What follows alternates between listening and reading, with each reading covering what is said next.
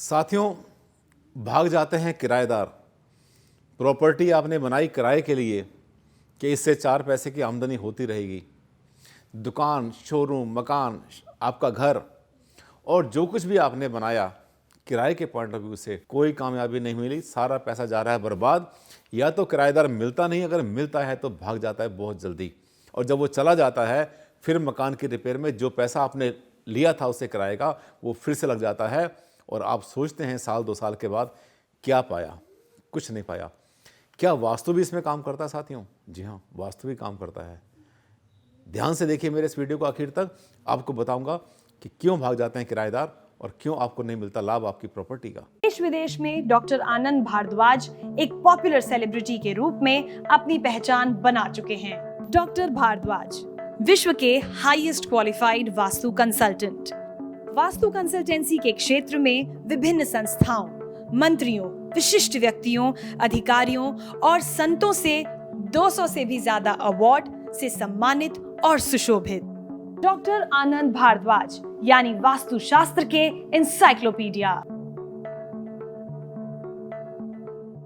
नमस्कार साथियों, मैं हूं डॉक्टर आनंद भारद्वाज और आज लाया हूं आपके लिए एक बिल्कुल नया टॉपिक। जी हां, अगर आपके पास है ऐसी प्रॉपर्टी जिसको आप किराए पर देते रहते हैं या देना चाहते हैं, या आपने बनाई है अपनी प्रॉपर्टी, मकान, दुकान, फैक्ट्री या शोरूम किराए पर देने के लिए कि 4 पैसे की आमदनी होती रहेगी आपको उससे, और उससे आपको नहीं मिल रहा है कोई लाभ, कोई फ़ायदा नहीं मिला, या तो किराएदार मिलता नहीं और मिलता है तो भाग जाता है बहुत जल्दी।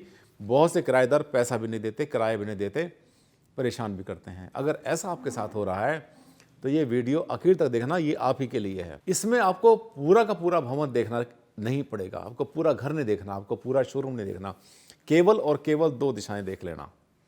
ये जो समस्या आती है किराएदार की, या किराए में बरकत नहीं होती, आपके पास में पैसा नहीं मिलता समय से आपको, तो इसके लिए 2 डायरेक्शंस ऐसी होती हैं वास्तु की जो रिस्पॉन्सिबल होती हैं। पहला, नॉर्थ ईस्ट। अगर उत्तर पूर्व में, नॉर्थ ईस्ट में, ईशान कोण में अगर आपने कोई नेगेटिव चीज़ बना रखी है, बहुत बार हमने देखा है कमर्शियल प्रॉपर्टी में टॉयलेट बना होता है, सीढ़ी बनी होती है। अगर ईशान कोण में ऐसी कोई चीज़ बनी है जो कि वास्तु के हिसाब से नहीं होनी चाहिए साथियों, तो किराएदार आपका वहाँ से भागेगा, ठहरेगा नहीं वहाँ पर। क्यों? क्योंकि उसको लॉस होगा मनी का। वो उसका बिजनेस क्या होगा कि उसको लगेगा कि हाँ 1 महीना 2 महीना बिजनेस ऊपर गया, चढ़ रहा है, बेनिफिट होना शुरू हुआ, प्रॉफिट होना शुरू हुआ, लेकिन उसके बाद ऐसा लगता है जैसे गुब्बारे में से हवा निकल गई। धीरे धीरे पता लगा 4 महीने खाली बैठ गए। जब तक हमारे किराएदार को अच्छी एनर्जी नहीं मिलेगी तब तक वो पैसा नहीं कमाएगा, और वो कमाएगा नहीं तो आपको देगा नहीं। और अगर अच्छा पैसा कमाएगा तो जो आपके पास आया था प्रॉमिस जिसने किया था 1 साल के ठहरने के लिए, वो आपके पास सालों साल चलता रहेगा। ईशान कोण का ध्यान करें, ये 2-3 चीज़ें नहीं होनी चाहिए। गंदगी नहीं होनी चाहिए, कोई भारी चीज़ भी नहीं होनी चाहिए। जो दूसरा कॉर्नर है जिसमें कि पैसे फंस जाते हैं, डिस्प्यूट होता है बहुत बार किराएदार से, किराएदार ने पैसा नहीं दिया, या उसने एग्रीमेंट किया था आपसे 2 साल का, 3 साल का, 11 महीने का, लेकिन वो 2 महीने में छोड़ के जा रहा है और उसने नोटिस भी नहीं दिया। तब ये जो समस्याएं, जहाँ डिस्प्यूट आता है प्रॉपर्टी का कोई भी किराएदार के साथ में, या किराएदार पैसा मार लेता है, झगड़ा कहीं पर होता है, उसके लिए रिस्पॉन्सिबल होता है साउथ ईस्ट कॉर्नर, जिसका कंसर्न आपके जो है ऐसे लोगों से है जिन्होंने आपको पैसा देना है, कमा के देना है अपना पैसा।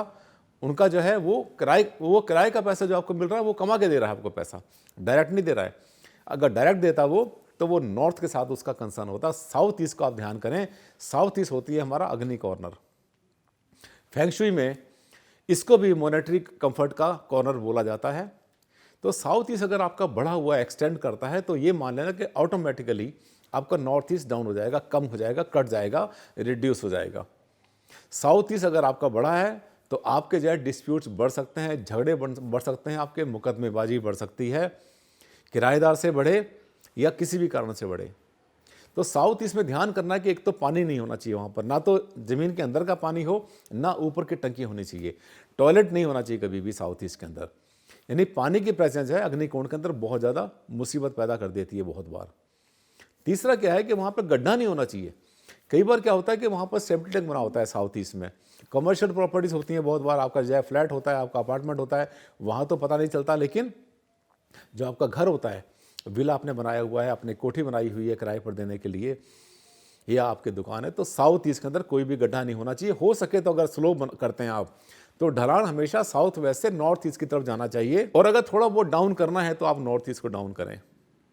इसके अलावा ये भी ध्यान करना कि ऐसा तो नहीं कि आपका जो किराएदार है वो बिल्कुल नॉर्थ ईस्ट कोने में जाके बैठा हुआ है। थोड़ी सी उसको सलाह भी दे दें। अगर आप वास्तु को मानते हैं और आपका क्लाइंट भी अगर थोड़ा सा आपकी बात के साथ सहमत होता है, तो अपनी प्रॉपर्टी में या जो भी दुकान उसको देनी है आपने, उसको बोलें कि साउथ में जाके बैठे, साउथ के मिडल में बैठे, वेस्ट के मिडल में बैठे। और अगर उस प्रॉपर्टी में आप भी अपना काम करते हैं या अपना वहाँ पर प्रभुत्व रखना चाहते हैं, आपकी वहाँ पर जो है पावर बनी रहे और आप भी वहाँ से कोई छोटा मोटा काम करते हैं, तो आपकी अपनी जगह जो बनती है वो बनती है साउथ वेस्ट में। किराएदार के लिए साउथ ईस्ट और नॉर्थ ईस्ट, ये दो डायरेक्शंस बहुत ज़्यादा सेंसिटिव होती हैं। आज ही ध्यान कर लेना, आप देखना, आप पाएंगे कि मैंने जो आपको बताया है, वाकई में अगर आपके साथ ऐसी समस्या आ रही है तो इन दोनों में से किसी दिशा के अंदर कोई ना कोई गंभीर वास्तु दोष है। वो वास्तु दोष मैंने आपको बताया है भी, अगर है तो उसको ठीक करें, ज़्यादा अच्छा रहेगा। साथियों, अगर चैनल आपको अच्छा लगता है मेरा और आपको लगता है कि मेरे चैनल पे सभी बहुत ज़्यादा हेल्दी वीडियोज़ हैं, जितना भी इस पर कंटेंट है वो सबका सब बहुत ज़बरदस्त है, अच्छा है, घिसा पिटा नहीं है, तो आप मेरे चैनल को सब्सक्राइब कर लें आज ही, अगर करना भूल गए थे। और मेरे वीडियो को लाइक करें, शेयर करें, इससे मुझे मिलता है मोटिवेशन।